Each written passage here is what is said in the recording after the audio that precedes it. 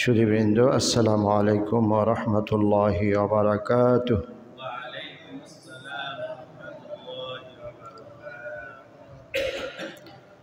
ইন্নাদ দীনা ইনদাল্লাহিল ইসলাম।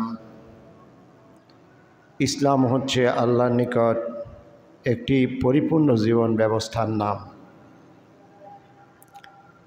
তাই জীবনের সকল দিক ও বিভাগের মতো ইসলাম যেহেতু পরিপূর্ণ জীবন ব্যবস্থা, এই ব্যবস্থা জীবনের কোনো অংশকে বাদ দিয়ে হয় না। মানুষের জীবনে যতগুলি দিক আছে, সবগুলি দিকই ইসলাম কথা বলে, ইসলাম পথ দেখায়। কোনো একটা দিক বাদ দিলে ইসলাম পরিপূর্ণ হয় না। এই জন্য আল্লাহ পাক কোরআনের আয়াতে বলেছেন, ইন্নাদ দীনা ইনদাল্লাহিল ইসলাম। Islam is the complete code of life. পরিপূর্ণ জীবন ব্যবস্থার নাম হলো ইসলাম। আমরা ইসলামের বহুমুখী দিক যেগুলি আমাদের জানা থাকা দরকার, আমাদের জীবন চলার পথ, চলার পথে ইসলাম মানার জন্য যেগুলি আমাদের জানতে হবে, তার ভিতর থেকে আজকে একটি বিষয়ের উপর আলোচনা করব। বিষয়টি আমাদের সকলের জানা বিষয়। বিষয়টি হচ্ছে সিয়াসত। সিয়াসত বিষয়ে আমরা আজকে ইনশাআল্লাহ আলোচনা করব, যার সংক্ষিপ্ত বর্ণনা কোরআন এবং হাদিস থেকে আমি আপনাদের সামনে তুলে ধরার চেষ্টা করব। তার আগে আমরা কয়েকবার আল্লাহ পাকের স্মরণ করে নেই, জিকির করে নেই, লা ইলাহা ইল্লাল্লাহ। আসুন আজ শপথের বাক্য পড়ি, কোরআনের পথ ধরে সামনে চলি, কোরআনের পথ ধরে সামনে চলি। লা ইলাহা ইল্লাল্লাহ, লা ইলাহা ইল্লাল্লাহ, লা ইলাহা ইল্লাল্লাহ, লা ইলাহা, লা ইলাহা ইল্লাল্লাহ মুহাম্মাদুর রাসূলুল্লাহ সাল্লাল্লাহু আলাইহি ওয়াসাল্লাম। সম্মানিত হাজিরিন, মহাগ্রন্থ আল কোরআনের যে অংশ থেকে আমি আজকে তেলাওয়াত করেছি, আল্লাহ রসুলের অসংখ্য সোনালী হাদিস থেকে একখানা অতি গুরুত্বপূর্ণ হাদিস আপনাদের সামনে উপস্থাপন করেছি। মহান আল্লাহ যদি তৌফিক এনায়েত করেন, স্বল্প সময়ে আমার বুঝের আলোকে, আমার সাধ্যের আলোকে আমি আপনাদের সামনে উপস্থাপন করব ইনশাআল্লাহ। আমরা বলেছি আজকে সিয়াসত বিষয়ে কথা বলবো। আজকের বিষয়ে আমরা ভালো করে বুঝে নেই, আরবিতে সবাই বলতে হবে আমার সাথে। আজকে যে বিষয়ে আমি আলোচনা করব, সেই বিষয়ের নাম হচ্ছে সিয়াসত। বিষয়ের নাম কি? সিয়াসি না, সিয়াসত, সিয়াসাতুন। এটারে অক্ষ করে বললে হয় সিয়াসাহ। আরবি শব্দটা হলো সিয়াসাতুন, আর আমরা স্বাভাবিকভাবে বলি সিয়াসাহ। এখন আপনারা প্রশ্ন করতে পারেন যে হুজুর, সিয়াসা যে আমাকে কইলেন, এটা খায় না মাথায় দেয়? যে হুজুর আপনি যে সিয়াসা বললেন, এটা কি আসলে খায় নাকি মাথায় দেয়? পিছনে যারা আছেন ইমাম সাহেব সারা, এরা কি আসলে বুঝছেননি সিয়াসাটা কি? বুঝেন নাই। এই জন্যই তো জিজ্ঞেস করতে পারেন যে খায় নাকি মাথায় দেয়। এটাই আমি বুঝাই দেবো যে আসল জিনিসটা কি। এই বিষয়ে আলোচনার কোনো দিন হয় নাই, তো এই জন্য আপনাদের কাছেও নতুন। নতুন একটা বিষয়ের মজা আলাদা থাকে নাকি? তো এই নতুন বিষয়ে আলোচনা করতে হলে এই তৌফিক পাওয়ার জন্য আর একবার আন্তরিকতার সাথে আল্লাহর শুকরিয়া আদায় করা দরকার। বলি আলহামদুলিল্লাহ। নতুন বিষয়টা যেন আমাদের জন্য আল্লাহ পাক রহমতের করেন, বরকতের করেন, আমাদের জীবনের জন্য কল্যাণময় করেন। বলি আমিন। আর যতক্ষণ বিষয়টা যেহেতু নতুন, বুঝতে একটু সমস্যা হতে পারে, মনোযোগ দিলে সমস্যা থাকার কথা না। শুধু তারাই বুঝতে পারবেন না যারা মনোযোগে একটু ত্রুটি করবেন, তারাই শুধু বুঝতে পারবেন না, অন্যরা সবাই শিক্ষিত কম হোক আর বেশি হোক, আমি চেষ্টা করব সবাই যেন বোঝে ইনশাআল্লাহ। কথা যদি কোরআন হাদিস থেকে হয় তাহলে আমার উপর কেউ অসন্তুষ্ট হইবেন? এই জিনিসটা যা আপনিও এখন বুঝতেছেন না, আমিও বুঝতেছি না। আমি বুঝি কিছুটা, আপনারা বুঝতেছেন না। এই বিষয়টা যদি হক হয়, এই হক হওয়ার পর যদি আপনাদের স্বার্থের বিপক্ষে যায় তাহলে আপনারা কি অসন্তুষ্ট হবেন? হইবেন? হ্যাঁ, আচ্ছা। আপনার মাথা যখন নাড়াই, আমার দিকে খেয়াল করেন, আমি যখন কাউকে প্রশ্ন করি বুঝছেন, তাহলে এরকম করলে কি বুঝি? বোঝে নাই। আর যদি এরকম করে তাহলে মুখে বলা আর এই যে ইশারা ইঙ্গিতে দুইটার মধ্যে মিল থাকা লাগবে। আমি জিজ্ঞাসি যে আপনারা কি অসন্তুষ্ট হইবেন? উনি কইতে আছে হা, একজনে কইতে আছে, মুখে কয় নাই, তার মানে বুঝতে পারে নাই, বুঝতে পারে না। যে একটুখানি বুঝতে পারে নাই, পরের কঠিন কথাগুলি আপনি কেমন করে বুঝবেন? মনোযোগ আমার দিকে দেন। প্রথম কথা হলো ইন্নামাল আমালু বিন্নিয়াত, সমস্ত কাজই নিয়াতের উপর নির্ভরশীল। সমস্ত কাজ এর ফলাফল ভালো হবে কি মন্দ হবে, এটা কিসের উপরে নির্ভর করে? নিয়তের উপর। একটা কাজ আমি করলাম, এটার ফল কি ভালো হবে না খারাপ হবে, এটা কিসের উপর নির্ভর করে? নিয়তের উপরে। বলেছেন মুহাম্মদুর রাসূলুল্লাহ। তো নবীজির কথা যদি হয়ে থাকে তাহলে এই ব্যাপারে সন্দেহ আছে কার কার? তারা একটু হাত উঠান। নবীর কথা কিন্তু আমার একটু সন্দেহ আছে, যারা আছেন তারা একটু হাত উঠান। 1 2 3 4 5 6 7 8 9 10 11 12 13 14 15 16 17 18 19 20 জন ধরেন, হাতে গোনা মানুষ আছি আমরা, কারো সন্দেহ নাই। নবীর কথা যদি সত্যিই প্রমাণিত হয় তাহলে কারো সন্দেহ আছে? আচ্ছা, যদি কথাটা আল্লাহর হয় তাইলে বুঝি সন্দেহ আছে? নবীরে আমরা মহব্বত করি, সন্দেহ করা চলবে না। আল্লাহ তো ধরা ছোঁয়ার বাইরে, ওনার একটু সন্দেহ করলে সমস্যা কি? আল্লাহটা তো আরও সন্দেহ করা যায় না। আল্লাহ বলছে জালিকাল কিতাবুল লা রাইবা ফি, যে কিতাব আমি পাঠাইছি এর মধ্যে সন্দেহের কোনো অবকাশই নেই, কোনো প্রকার সন্দেহ করার কোনো সুযোগই নেই। তাহলে আল্লাহ এবং রাসূলের পক্ষ থেকে যদি কোনো মেসেজ, কোনো সংবাদ, কোনো বুঝ, কোনো সিগন্যাল, কোনো সংবাদ আমাদের কাছে আসে, সন্দেহ করা কোনো মুসলমানের পক্ষে জায়েজ আছে? আসেন, প্রথম হলো নিয়ত বিশুদ্ধ করতে হবে। 2 নম্বরে আল্লাহ পাক বলছেন ফাযকুরুনি আযকুরকুম, তোমরা আমারে স্মরণ করো, আমি তোমাদের স্মরণ করব। আল্লাহ বলছেন, দেখেন কত বড় কথা। আল্লাহ আমাদেরকে স্মরণ করবেন, আল্লাহ ওয়াদা করতেছে। মনে হয় যেন আল্লাহ আমাদের সাথে ঠেকছে, খুব ঠেকে পড়ছে, কিন্তু আল্লাহ নিজেই আমাদের কাছে ঠেকছে। আমরা কোনো আল্লাহরে ঠেকাই নাই, আল্লাহ নিজেই আমাদের কাছে ঠেকছে। এইভাবে বলতেছে ফাযকুরুনি আযকুরকুম, আমারে স্মরণ করো, আমি আল্লাহ তোমারে স্মরণ করতে বাধ্য। নিজের উপর বাধ্যতামূলক করে নিয়েছে। কতটা ভালোবাসেন আমাদেরকে। সূরা মাউনের শেষের দিকে বলা হয়েছে আরাআইতাল্লাযী ইউকাযযিবু বিদ্দীন ফাযালিকাল্লাযী ইয়াদউল ইয়াতীম ওয়া লা ইয়াহুদ্দু আলা তাআমিল মিসকিন ফাওয়াইলুল লিল মুসাল্লিন। ওই সব নামাজি আল্লাযীনা হুম আন সালাতিহিম সাহুন, যারা নাকি তাদের নামাজের মধ্যে অলস, তাদের জন্য হলো মর্মান্তুদ ওয়াইল দোজক।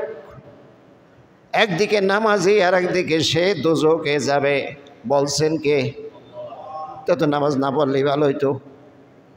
যে নামাজ পড়ে নাই সে সাধারণ জাহান্নামে যাবে, আর যে ব্যক্তি পড়ছে সে যাবে মার্কা মারা জাহান্নাম। ওয়াইল জাহান্নামে ফাওয়াইলুল লিল মুসাল্লিন।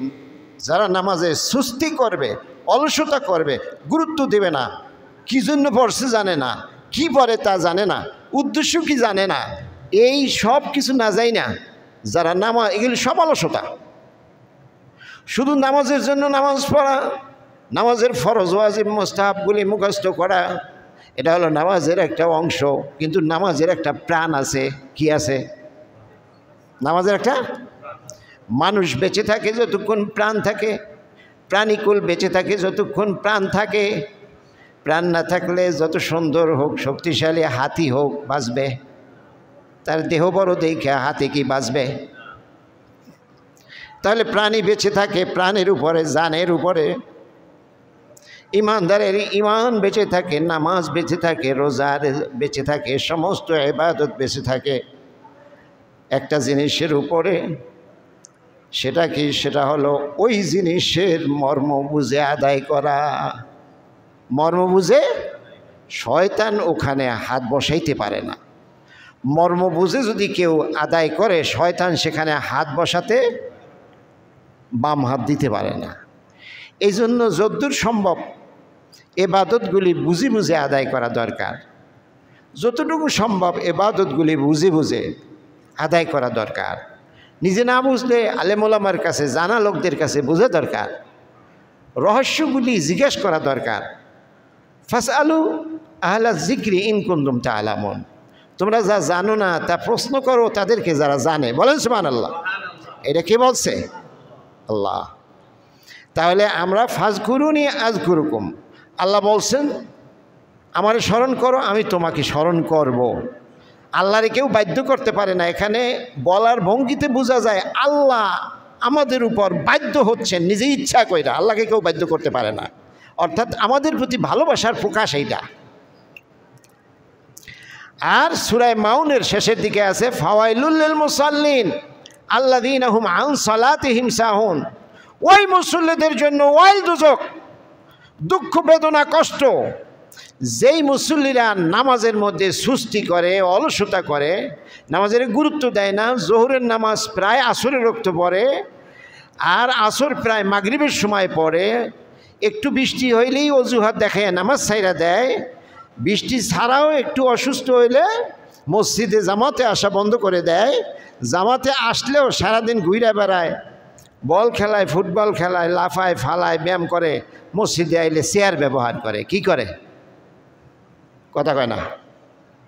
আমি কই না যে চেয়ার ব্যবহার করা না যায়, যেটা বলি নাই, কিন্তু সব করতে পারে। সামান্য একটু অজুহাত দেখাইয়া ফরজ কিয়াম দাঁড়াইয়া নামাজ পড়াটা কি ফরজ, এছাড়া নামাজ হবে না। তার জন্যই শুধু ফরজ না, যার আসলেই দরদ আছে, যার আসলে কি আছে, সে বইয়া পড়ুক, হুইয়া পড়ুক, ইশারায় পড়ুক, কোনো সমস্যা নাই। আল্লাহ কি আমাদের জন্য বিধান সহজ করছে না কঠিন? ইউরিদুল্লাহু বিকুমুল ইউসরা ওয়ালা ইউরিদু বিকুমুল উসর। আল্লাহ তার বিধানকে তোমাদের জন্য সহজ করেছেন, কঠিন না। কোনো বিষয়ে যদি দুইটা বিধান আল্লাহর পক্ষ থেকে প্রমাণিত হয়, রাসূলের পক্ষ থেকে প্রমাণিত হয়, ওলামায়ে কেরামের ব্যাখ্যার কারণে একাধিক বিধান যদি একই কাজের তিনটা পথ যদি বের হয়, সেখান থেকে সহজটা গ্রহণ করার অধিকার আপনার আছে। আপনার তিনটার মধ্যে সহজ যেটা, এইটা গ্রহণ করার অধিকার আপনার। কারণ আল্লাহ বলছে আমি আমার বিধানকে তোমাদের জন্য সহজ করেছি, কঠিন করি নাই। সম্মানিত হাজিরিন, তিনটা কথা বলে আমি আমার কথায় ঢুকবো। এক নম্বর কথা মনে আছে তো? কি? ইন্নামাল আমালু বিন্নিয়াত। এটা আমার জন্য আমি বলতেছি। প্রথম তিনটা কথা আমি আমার জন্য বলতেছি, পরের কথাগুলি আমি সহ আপনাদের সবার উদ্দেশ্যে বলবো। ইন্নামাল আমালু বিন্নিয়াত, সমস্ত কাজের ফলাফল নির্ভর করে নিয়তের উপরে। কিসের উপরে? দুই নম্বর, আল্লাহরে স্মরণ করলে আল্লাহ আমাদের স্মরণ করবেন, ওয়াদা দিয়েছেন। আল্লাহকে যদি দুনিয়ার সব কাজে আমরা স্মরণ করি, আল্লাহ আমাদের স্মরণ করবেন। এখন আমাদের স্মরণ একরকম আর আল্লাহর স্মরণ আর এক রকম, সেইটার ব্যাখ্যা ভিন্ন, কিন্তু স্মরণ তিনি করবেন। 3 নম্বর কথা হলো নামাজিরাও জাহান্নামী হবে, ওয়াইল দোজখে যাবে যদি নাকি নামাজের ভিতরে তার মনোযোগ না থাকে, নামাজে অলসতা যদি তার থাকে, নামাজকে যদি সে গুরুত্ব না দেয়, নামাজ যে উদ্দেশ্যে পড়া হচ্ছে উদ্দেশ্য জেনে সেই অনুযায়ী নামাজ আদায় না করে, মালিকের সাথে বলা কথাগুলো, মালিকের সাথে নামাজে যে কথাগুলি হয় সেই কথাগুলির কিছুই সে বুঝে না, আসে আর যায়, এবং এর রহস্য নিজে না বুঝলেও কোনো দিন নিজে উদ্যোগী হয়ে যারা জানে তাদের কাছে প্রশ্ন করে না, তারা এক প্রকার অলস নামাজের ব্যাপারে। তারা নামাজের মাসলা মাসাইল জেনে এই অনুযায়ী কাজ করে না, এরাও এক প্রকারের নামাজের প্রতি সুস্থি করে, অলসতা করে। এই ওয়াক্তের নামাজ ওই ওয়াক্তে গিয়ে পড়ে, এরাও এক প্রকার নামাজের অলসতা করে। নামাজের কি ফলাফল, নামাজ না পড়লে কি শাস্তি হবে, এই বিষয়ে সে জানে না, এরাও এক প্রকারের অলস। অর্থাৎ নামাজের ব্যাপারে গুরুত্বহীন যারা, তাদের আল্লাহ না করুক তাদের ওয়াইল দোজখের সম্ভাবনা আছে। কষ্টও করছে, আবার দোজখে যাওয়ারও সম্ভাবনা আছে। তাহলে বিষয়টা গুরুত্ব কম না বেশি? আচ্ছা, আসেন এখন এই 3টা জিনিস আমি আমার জন্য বলার পরে এখন সবার জন্য, আমি সব আমাদের জন্য এই বিষয়, যে বিষয়টা আমি আপনাদের সাথে আলাপ করব বলছি, সেইটা নিয়ে আলোচনা করব। বিষয়টা হলো সিয়াসাত। বিষয়টা কি? সিয়াসি, আর একটা হলো সিয়াসাত। এই শব্দটা হলো সিয়াসাত, কি? আর সহজ করে বলে সিয়াসা, সহজ করে বললে কি? সিয়াসা। মনে রাখবেন এই বিষয়টা খুবই নতুন আপনাদের কাছে। তবে একটা কথা আপনারা সবাই জানেন, সিয়াসা জানেন না ঠিকই, কিন্তু একটা কথা সবাই বুঝবেন, বলার সাথে সাথে বুঝবেন। এইটা যদি আমি বুঝাইয়ে দেই তাহলে সুন্দর করে বুঝবেন। সেই কথাটা আমি বলছি, আমি যে বিষয়টা আলোচনা করব সেটা এখন পর্যন্ত আপনারা অনেকেই বুঝেন নাই, এইমাত্র বুঝবেন। সেটা হলো রাজনীতি। সেটা কি? এখন বুঝছেননি আমি কি বিষয় নিয়ে আজকে আলোচনা করব? এখন বুঝা গেছে? রাজনীতি। যেই কথাটা হুজুররা সাধারণত বলতে চায় না, আর মানুষেরা, হুজুররা বলুক, এইটা মানুষেরা চায়ও না। জিনিসটা যে আমি লইছি এটা আমার জন্য ঝুঁকি আছে না নাই? এই ঝুঁকি যাই নেই, আমি এই জিনিসটা লইছি। কারণ আল্লাহ বলছেন সত্যকে গোপন করবা না, সত্যরে মিথ্যার সাথে মিলাইবা না, আর সত্য কখন গোপন করবা না। সেই সত্য তোমার বিপক্ষেও যদি যায়, তোমার সন্তানের বিপক্ষে যায়, তোমার নিজের বিপক্ষেও যদি যায়, তাও তুমি সত্য গোপন করবা না। নবীরা আসছে সত্যকে প্রকাশ করার জন্য, গোপন করার জন্য না। আপনারা ইসলাম মাইনে চলেন, আপনাদের সামনে যদি ইসলামের সব কথা না বলতে পারি তাহলে আমি আর বলবো কোথায়? জুমার দিন যারা মসজিদে আসে তারাই তো সবচেয়ে ইসলামের আপন লোক, কি বলেন? যারা মসজিদে নিয়মিত আসে তারা তো আরও আপন লোক ইসলামের, আল্লাহ রাসূলের। যারা দূরে দূরে আছে তারা তো মায়ের সৎ সন্তানের মতো, মায়ের বাবার সৎ সন্তানের মতো।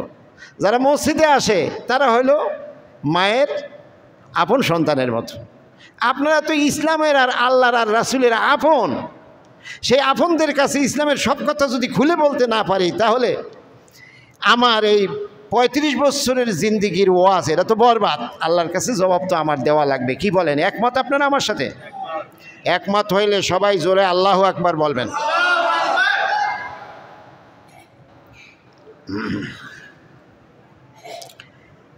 যে কোনো কথা বলতে হবে মুসলমান হিসাবে, যে কোনো কথা বিবেচনা করতে হবে আল্লাহর হুকুমে। কার হুকুমে? আল্লাহর কথা দিয়ে, আল্লাহর কথাকে কেন্দ্র করে সব মাপা লাগবে। আল্লাহর দাড়িপাল্লায় সবাইরে মাপা লাগবে। সেই দাড়িপাল্লাটা কি? এটাকে রজ্জু বলা হয়েছে, রজ্জু, রশি। সেই রশির নাম হলো আল কোরআন। রশির নাম কি? আল্লাহ কোরআন শরীফকে রশি বলছে। এই রশি ধরবেন, টান দিয়ে আল্লাহ নিয়ে যাবে জান্নাতে। কোথায়? আরশে মহল্লায়। কোরআনকে বলা হয়েছে রশি। কোরআন কি? এই দুনিয়ার মানুষের সবাই মিলে এই রশি ধরতে হবে।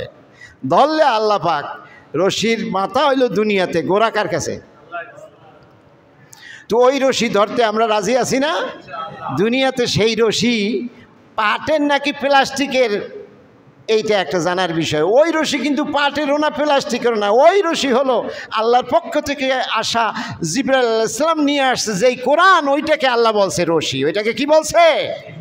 এই রশিরে তোমরা ধরো, এই রশিকে তোমরা গ্রহণ করো।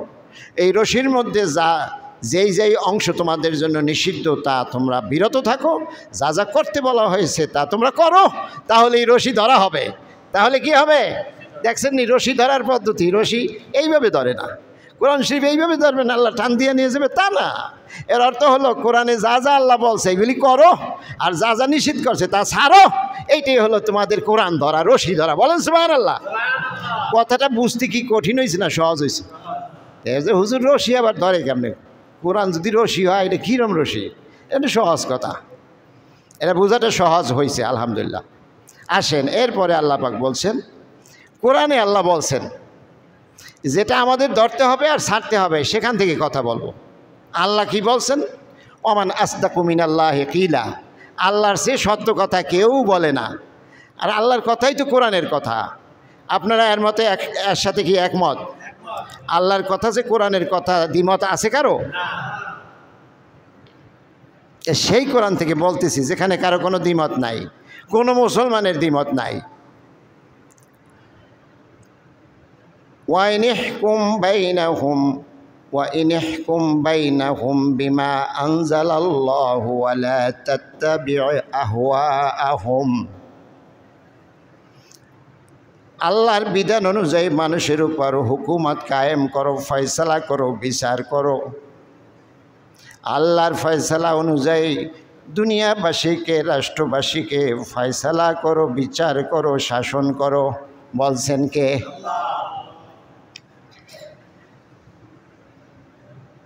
তাদের খেয়াল খুশি ও ধ্যান ধারণা, ধ্যান বাসনার অনুসরণ করো না।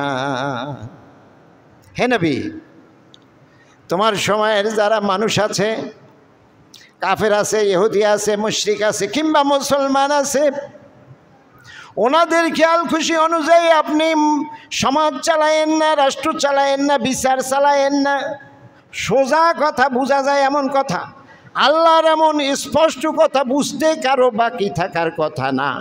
হে নবী, ওদের মানে হলো আল্লাহর রাসূল ছাড়া যারা আছে তখনকার সময় সাহাবায়ে কেরাম সহ সবাই, তাদের খেয়াল খুশি অনুযায়ী আপনি বিচার করবেন না, ফয়সালা করবেন না, রাষ্ট্র চালাবেন না, আইন ও বিধান দেবেন না।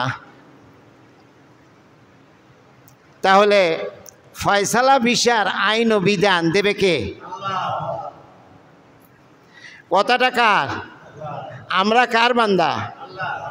আমাদের পরিচয় কি? মুমিন মুসলিম। আমাদের পরিচয় মুমিন মুসলিম হয়েছি। আমি মুসলিম হয়েছি, আমি স্যারেন্ডার করেছি। মুসলিম মানে স্যারেন্ডার করা, মেনে নেওয়া। আমি এই কথাগুলি মেনে নেই তো মুসলমান হয়েছি, যে আল্লাহর কথা আমি মানব, আল্লাহ যা নিষেধ করছে আমি ছাড়ব। এই কথা বলেই তো আমি মুসলমান হয়েছি। এখন মুসলমান হওয়ার পর আল্লাহ যে এই কথাটা বলল আমার জিন্দেগিতে, আমার বিচার, আমার ফয়সালা, আমার শাসন, আমার রাষ্ট্র, আমার সমাজ, এখানে যদি আল্লাহ পাকের দেওয়া এই কথাটা না থাকে, আমি যদি বিচারকের স্থানে থাকি, আমি যদি এইটা অনুযায়ী না করি, আমি যদি রাষ্ট্রের পরিচালক হই, আমি যদি এই হুকুম, আমি যদি মুসলমান হই এই হুকুম অনুযায়ী না করি, আমি যদি রাজনীতিবিদ হই, আমি যদি আল্লাহর হুকুম অনুযায়ী না করি, তাহলে বলেন আমি কি আল্লাহর রশি ধরতে পারছি না পারি নাই? আল্লাহর রশি ধরি নাই, কোরআন ধরি নাই। মুখের দাবি আর বাস্তবতা কি এক? মুখের দাবি আর বাস্তবতা এক না। মুখে বলবো আল্লাহর রশি ধরলাম, আর ধরার পরে ধরার কারণেই আমি মুসলমান হলাম। মুখে বললাম আমি মুসলমান, আল্লাহ পরামর্শ দিলেন যখন মুসলমান হয়েছে তখন এইটারে ধরো। কি ধরবা তার তর্জমা আমি করে দিলাম। আপনি যদি এইটা ধরতে না পারেন তাহলে আপনি মুসলমান দাবিও করতে পারেন না, দাবিও করতে পারেন না। ওয়ালা তাত্তাবিউ আহওয়াহুম, কারো আপনি মতের, কারো বাসনার অনুসরণ করবে না। সমাজের অমুক লোক এইভাবে বলে, অমুক লোকের কথা অনুযায়ী চললে, অমুক লোকের কথা অনুযায়ী চললে এই জানলাগুলি পাশে যারা আছেন দিয়ে দেন, জ্বর উঠছে বাইরে। জিকির করে লা ইলাহা ইল্লাল্লাহ, লা ইলাহা ইল্লাল্লাহ, লা ইলাহা ইল্লাল্লাহ, ইল্লাল্লাহ, লা ইলাহা ইল্লাল্লাহ, লা ইলাহা ইল্লাল্লাহু মুহাম্মাদুর রাসূলুল্লাহ। সম্মানিত হাজিরিন, প্রথম আয়াতটা আমি বললাম, আয়াতের অর্থ বললাম, প্রাথমিক একটা ব্যাখ্যাও আমি করলাম। এখন আসেন আমরা আমাদেরকে এই আয়াত অনুযায়ী নিজেদেরকে একটু যাচাই করে নেই। ওয়াজ সারাদিন শুনবো, ওয়াজ সারাদিন শুনবো, নিজেদেরকে এই ওয়াজের সাথে মিলিয়ে নেব না, এটা তো হয় না। ওয়াজ কি মানুষের জন্য না অন্য প্রাণীর জন্য? আমরা এখানে যারা উপস্থিত আছি প্রত্যেক শুক্রবার, ওয়াজ কি তাদের জন্য না অন্য প্রাণীর জন্য? তো আমাদের জন্য হয়ে থাকে, তাহলে আমাদের সাথে মিলানো লাগবে না। আসেন নিজে নিজে নিজেরটা মিলাই। আয়াত তো এই অর্থও আমি বললাম, এখন মিলাই। আপনি হয়তোবা এই মসজিদে যারা মুসল্লি তারা হয়তোবা এই রাষ্ট্রের প্রধান বিচারপতি কিংবা বিচারপতি অথবা এপিলেট ডিভিশনের কোনো বিচারপতি। আপনি ধরে নিলাম এখানে একজন বিচারপতি আছে, আমাদের ক্যাশিয়ার সাহেব হলো প্রধান বিচারপতি, কথার কথা। আমাদের ক্যাশিয়ার সাহেব হলো প্রধান বিচারপতি, ধরে নেন। এখন এই ক্যাশিয়ার সাহেব যখন এই মসজিদটা চালাইতে হইব, তখন মসজিদের ব্যাপারে কোনো ফয়সালা এই সভাপতি সাহেব, সেক্রেটারি সাহেব মসজিদের ব্যাপারে এই ছোট্ট একটা জায়গার ওনারা যখন পরিচালনা করবেন, তখন এইটা চালাইতে হবে কার হুকুমে? উনি যদি বিচারপতি হইয়া প্রধান বিচারপতির চেয়ারে বসে, যেহেতু উনি মুসলমান, আর যাদের বিচার করবেন তারাও বেশিরভাগ মুসলমান, সেখানে উনি বিচার করবেন কি দিয়া? আল্লাহ পাকের ফয়সালা দিয়া। এই আয়াত তো তাই বলে। বিচার খেয়াল খুশি অনুযায়ী করলে হবে না, আল্লাহ এই ভাষাটাই ব্যবহার করছে। মানুষের খেয়াল খুশি অনুযায়ী বিচার করলে হবে না। তাহলে আপনি আল্লাহর ওই রশি কোরআনকে ধরেন নাই, আপনি মানেন নাই, মুখে যতই বলেন, আপনি বাটপার, আপনি মুনাফিক। আর সেই মুনাফিকি করেন যদি আল্লাহর সাথে কোনো রক্ষা কি আছে? আপনি মুসলমান কি বহুত দূর কি বাত।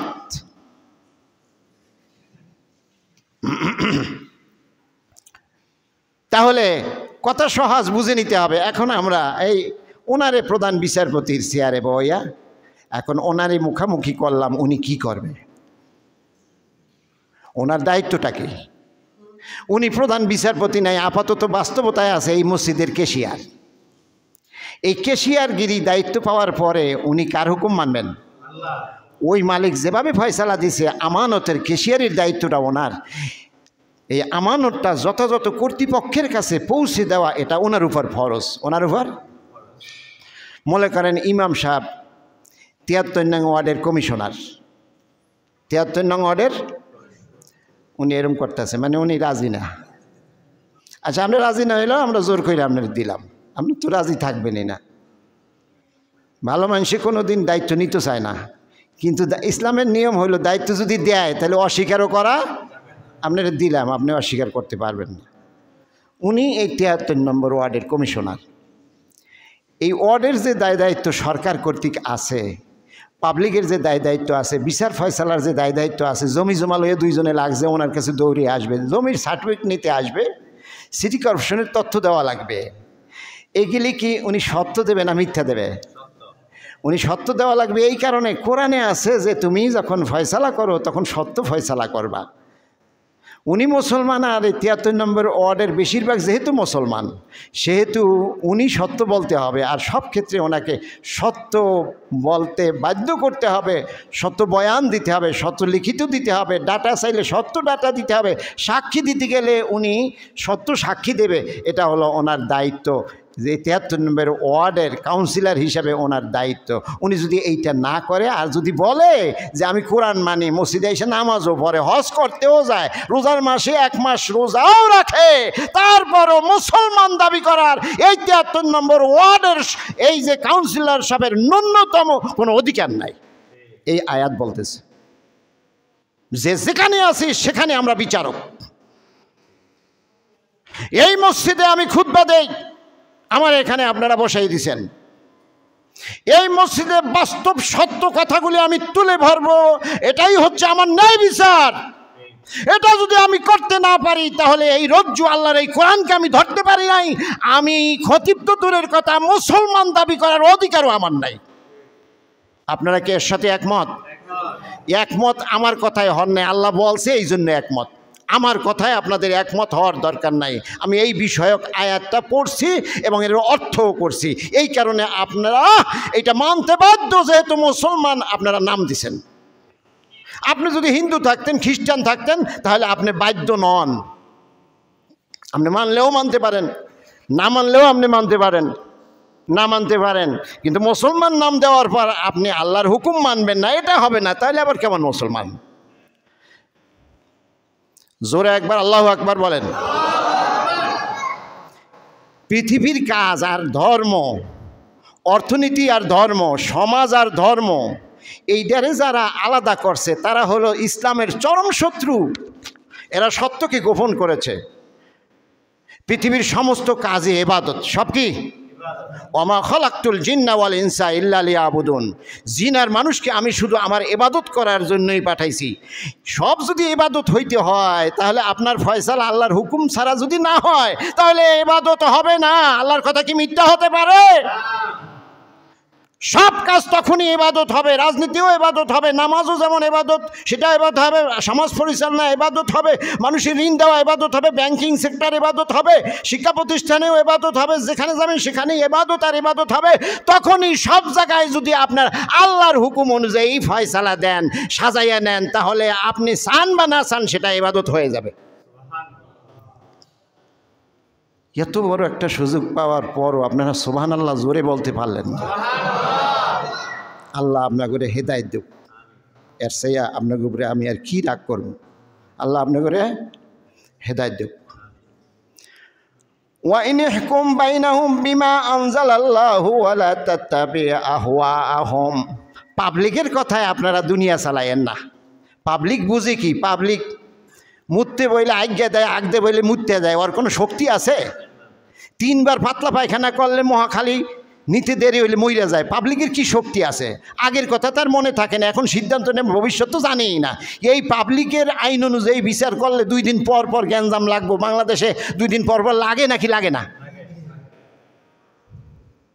পাবলিক হইল দুর্বল। হে নবী, আপনি পাবলিকের কথাই না, আমি আল্লাহ যা বলছি সেই কথা অনুযায়ী ফয়সালা করেন। বলেন সুবহানাল্লাহ। আপনারা যদি, আমি আগেই বলছি, আল্লাহর কথা যদি হয় তাহলে আপনারা মেনে নিতে বাধ্য। আল্লাহর কথা যদি প্রমাণিত হয় মেনে নিতে বাধ্য। আলা লাহুল খালকু, আরেক আয়াত, আলা লাহুল খালকু ওয়াল আমরু তাবারাকাল্লাহু রাব্বুল আলামিন। সাবধান, আল্লাহ বলছেন সাবধান, সাবধান, সাবধান, জগৎবাসী সাবধান। সৃষ্টি যার, আইন চলবে তার। এটা কোরআনের আয়াতের অর্থ বলছে। সৃষ্টি যার, আইন চলবে। সৃষ্টি করতে একজনে আর মাতবরি করবেন আপনি, এটা হবে না। যে সৃষ্টি করছে তার পক্ষ হয়ে আপনি করতে পারবেন খলিফা হিসাবে, কিন্তু আপনার মাতবরি এখানে চলবে না। কখন চলবে না? যখন মুসলমান পরিচয় দেবেন। হিন্দু থাকলে আপনি বাধ্য না, খ্রিস্টান থাকলে বাধ্য না। আল্লাহ বাধ্য করতে নিষেধ করছে, কাউকে জোর করে মুসলমান বানাইতেও নিষেধ করছে, এটা নিষেধ। এমনকি পরের দেবদেবী আর মন্দিরে যারা আক্রমণ করে, কিয়ামতের দিন আল্লাহর নবী ওই মুসলমানের পক্ষ হইয়া মুসলমানের বিরুদ্ধে আল্লাহর দরবারে মামলা দায়ের করবে। বলেন নাউজুবিল্লাহ। যতক্ষণ আপনি মুসলমান দাবি করবেন না ততক্ষণ আপনার কোনো বাধ্যবাধকতা, আপনার ইচ্ছা মতো আপনি চলতে পারবেন। যখনই মুসলমান দাবি করবেন তখনই আপনি এই আইনের ভিতরে চলে আসবেন। কোন আইন? আল্লাহুল খালকু ওয়াল আমর, সৃষ্টি যার আইন চলবে। জোরে বলেন, সৃষ্টি যার আইন চলবে। তাবারাকাল্লাহু রাব্বুল আলামিন, আল্লাহ বড়ই বরকতময়। তাবারাকাল্লাহ, আল্লাহ বরকতময়, তিনি সমস্ত জগতের পালনেওয়ালা, প্রতিপালক। সকল জগতের কি? আমাদের মতে জগৎ দুইটা, দুনিয়া আর আখেরাত। দুনিয়া আল্লাহ বহু বচন ব্যবহার করছে, জগৎ খালি এই দুইটা না, এর বাইরে অসংখ্য জগৎ আছে যার খবর আমরা রাখি না। বলেন সুবহানাল্লাহ। যদি জগৎ দুইটাই হতো, আল্লাহ পাক এই আয়াতে বলতেন তাবারাকাল্লাহু রাব্বুল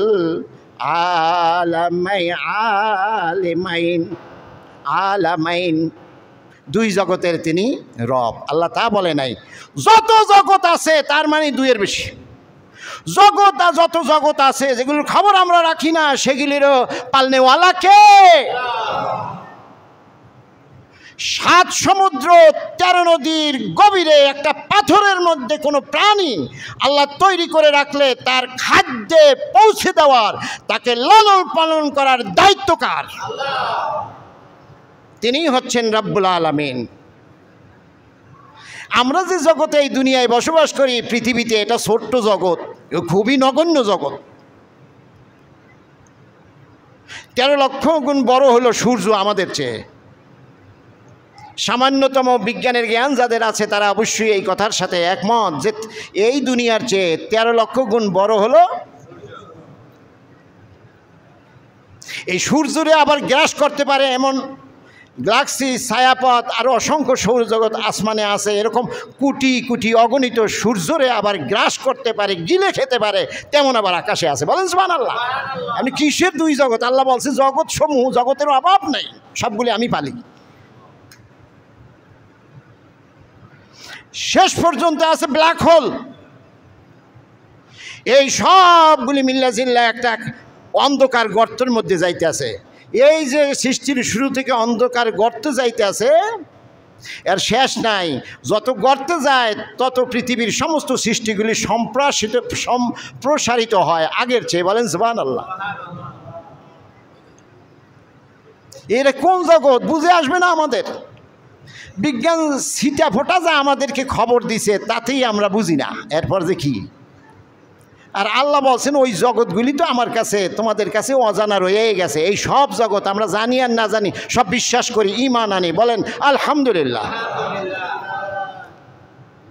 আল্লাহুল খালকু ওয়াল আমরু তাবারাকাল্লাহু রাব্বুল আলামিন। সৃষ্টি যার, আইন চলবে তার। সৃষ্টি করছে আল্লাহ আর আইন করবে সলিমউদ্দিন, তা হবে না। সৃষ্টি করছে আল্লাহ, আইন করবে আমেরিকা থেকে ধার কইরা আনবে, তা হবে না। সৃষ্টি করেছেন আল্লাহ আর আল্লাহর বিরোধিতা করে যাই রাশিয়া, রাশিয়া থেকে আইন ধার করে আনবেন। সৃষ্টি করছেন আল্লাহ। পৃথিবীর আধুনিক ইউরোপীয় কোনো দেশ যারা ধনী, ধনী হওয়ার কারণে আপনি সেখান থেকে কিছু কিছু আইন আনবে, চলবে। মুসলমান যদি না হইতেন তাহলে কোনো কথা ছিল না। মুসলমান হওয়ার পর সৃষ্টি যার, আইন তার মানা লাগবে কি লাগবে না?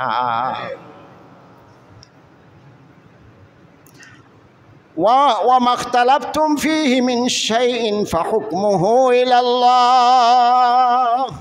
খুব মনোযোগ। কত বাজে? ইন্না লিল্লাহ। 15তে শেষ না? 20-এ শেষ। আমরা আজকে একটু সময় নিয়ে নিলাম, কথাটা যেহেতু শেষ করছি অতি অল্প সময়ে শেষ করবে ইনশাআল্লাহ। খুব গুরুত্বপূর্ণ জিনিস এই বিষয়ে। সমাজে এখন বেশি প্রশ্ন, নির্বাচন আইছে তো এগুলি আমাদের কাছে প্রশ্ন করবে। অনেকে প্রশ্ন করে না, হুজুর আবার কোন জবাব দেয়, আমার বিপক্ষে যায়নি, আবার হেলিকে আবার জিগায়ও না ভয়তে ভয়তে। এটা হুজুরে বুঝো, আমগোটা আমরা বুঝি গা। হুজুরে বুঝুক, আমগোটা আমরা, এই জন্য জিগায়ও না। যদি আবার আমার মতবাদের বিপক্ষে যায় এই জন্য আবার প্রশ্নও করে না। তা আমি আমার থেকে প্রশ্ন দিয়ে দেয়, যেহেতু আমার উপরে এটা দায়িত্ব, কিয়ামতের দিন আমার প্রশ্নের জবাব দেওয়া লাগবে। ওয়া মা মাখতালাফতুম ফীহি মিন শাইইন ফাহুকমুহু ইলাল্লাহ। বাংলা ভাষা খুব সহজে বলতেছি, সবাই বুঝবেন। তোমরা যে বিষয় মতভেদ করো না কেন, সমাজের যে কোনো বিষয় নিয়ে তোমাদের মধ্যে দ্বন্দ্ব হোক না কেন, যে কোনো জিনিস নিয়ে দ্বন্দ্ব হতে পারে, আল্লাহ স্বীকার করে দ্বন্দ্ব হতে পারে, কারণ আল্লাহ সৃষ্টি করছে। দ্বন্দ্বের যে উপাদান, ঝগড়া লাগার যে উপাদান, ওটা আল্লাহর সৃষ্টির সময় দিয়ে দিছে। এই জন্য আল্লাহ জানে দ্বন্দ্ব হইতে পারে।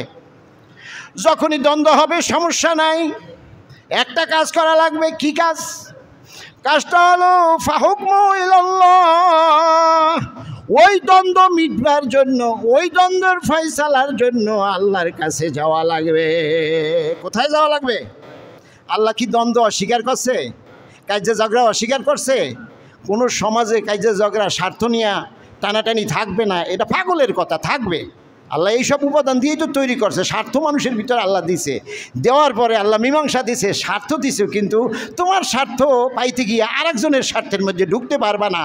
এই যে ঢুকতে পারবা না, এই বিধানটা আছে কোরআনে। কোথায় আছে? এই জন্য ফয়সালা, কোনো দ্বন্দ্ব হলেই ফয়সালা নিতে হবে কার কাছ থেকে? আল্লাহরে পাইবেন কই? ওই যে আল্লাহ রশি পাঠাইছে। কি পাঠাইছে?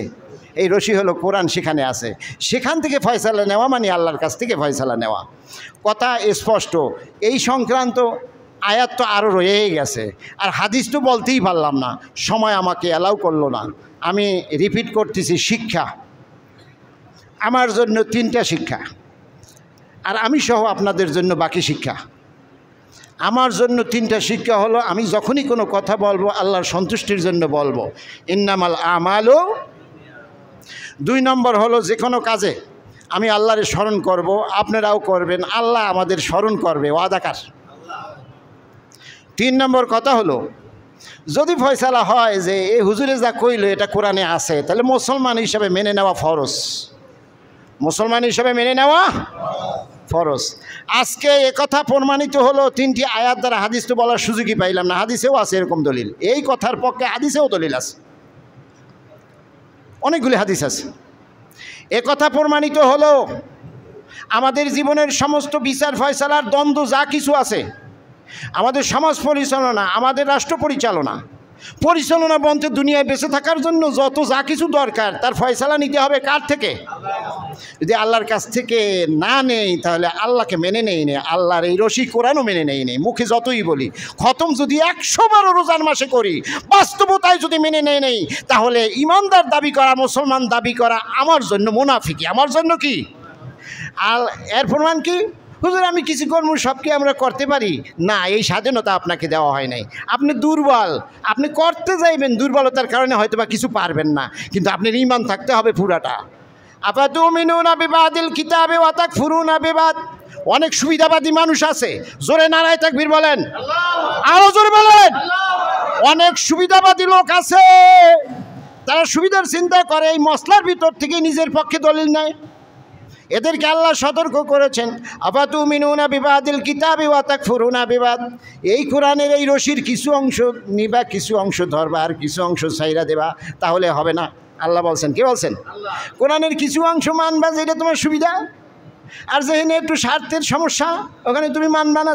এই কোরআনের ফয়সালা মানতে গেলে 2 ফুট ছাইরে দেওয়া লাগে। ঢাকা শহরে 1 কোটি টাকা, 1.5 কোটি, 2 কোটি টাকা জায়গার কাটা, সেই জায়গায় কোরআনের ফয়সালা মানতে গেলে আমার 2 ফুট যায়। কয় ফুট? এই 2 ফুট যদি 80 হাত পর্যন্ত যায়, তাহলে কী অবস্থা হবে? 80 ফুট যদি পাশে 2 ফুট কইরা যায়, অনেক জমি না? তো এখানে কোরআন ফয়সালা যদি দেয়, কোরআনের ফয়সালা যদি আমি মুসলমান মাইনে নেই, তাহলে 2 ফুট শেষ।